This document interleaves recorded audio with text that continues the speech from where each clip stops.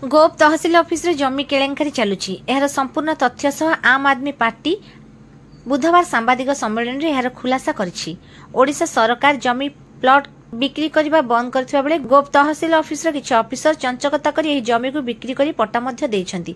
एहा उपरे प्रश्न हेबार कारण एही जमी अभयारण्य मध्य रहिछि। अभयारण्य रे कोनोसी स्थितिवान जमी थिले जदि काहाको बिक्री करा जाय तेबे के उद्देश्य रे बिक्री करा जायछि ता स्पष्ट करबा को पड़े, कारण कोनोसी जगह उपरे निर्माण कार्य होई परिबोनी, प्लॉटिंग करा जाय परिबो नाही, व्यावसायिक अनुष्ठान गढ़ी उठी परिबोनी। जदि हेबो ता जिल्लापाल और जंगल विभाग ऑफिसर को अनुमति आवश्यक।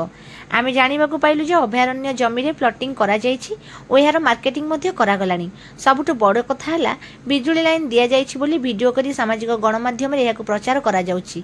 पूर्व सरकारक समय रे ऑफिसर राज रो फायदा नै असाधु व्यक्ति माने एई प्रकार काम करि नैछन्ति। यदि जंगल जमी को एभली बिक्री करा जिवो तेबे अभयारण्य नाम उठाई दिया जाउ। सबुठारु बड़ विषय है तहसिलदार बिना खोलताड़ रे समस्त पेपर को अनुमति देले केमिति। जदि डीएफओ ए विषय जानी मध्य आज जाई चुप काहेकि।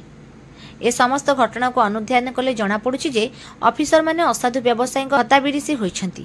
एमिति मंगराज फळे व्यक्ति को साहस प्रदान करी निजे मध्य मालामाल होइछन्ति। उपमुख्यमंत्री जेबेटु घोषणा करिछन्ति जे पुरी कोणार्क रास्ता 4 लेन हेबो सेबेटु बहुत बाहर लोक जमी किनिबा को तत्परता देखाइछन्ति। एहार सुजोग नै बिल्डर माने मोटांकर अर्थ नै चलिछन्ति जहा कि अपराध श्रेणी रे जाउछि।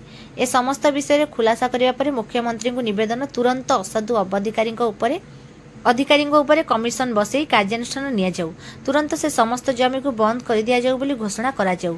डीएफओ तहसिलदार बिजुली विभाग मुख्य को यह उपर रिपोर्ट मगा जाऊ। यदि 7 दिन भितर कौनसी पदक्षेप सरकार न नियंती तेबे आम आदमी पार्टी राजरास्ता को से निरीह हरिणों पर ओह्लैबू। आगकू जेकोसी परिस्थिति हुए से सरकार दायी रहिबे।